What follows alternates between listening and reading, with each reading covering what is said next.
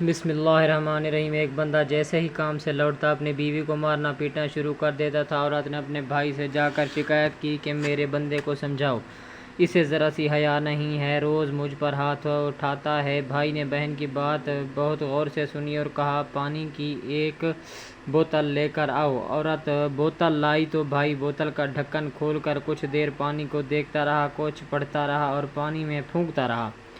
بوتل کا ڈھکن واپس بند کر کے بہن کو بوتل واپس دیتے ہوئے کہا یہ پانی کی بوتل گھر لے جاؤ، جیسے ہی خاوند گھر میں داخل ہو تو اس بوتل میں سے پانی کا ایک گھونٹ بھر لینا۔ یاد رکھنا کہ پانی تب تک حلق سے نیچے نہیں اترنا چاہیے جب تک تیرا خاوند اپنے کام کے کپڑے تبدیل نہ کر لے اور آرام سے بیٹھ کر چائے پانی نہ پی لے۔ بہن نے اپنے گھر جا کر بھائی کی بتائی ہوئی ترکیب پر عمل کیا اور وہ یہ جان کر بہت ہی حیران رہ گئی کہ اب اس کے خاوند نے مارنا بند کر دیا تھا۔ بات دراصل کچھ اس طرح سے تھی، پانی کی بوتل ختم ہوئی تو وہ ایک بار پھر بھائی کے گھر گئی، اسے سارا حال سنایا اور کہا کہ بھائی پانی کی ایک بوتل اور بھی دم کر دو۔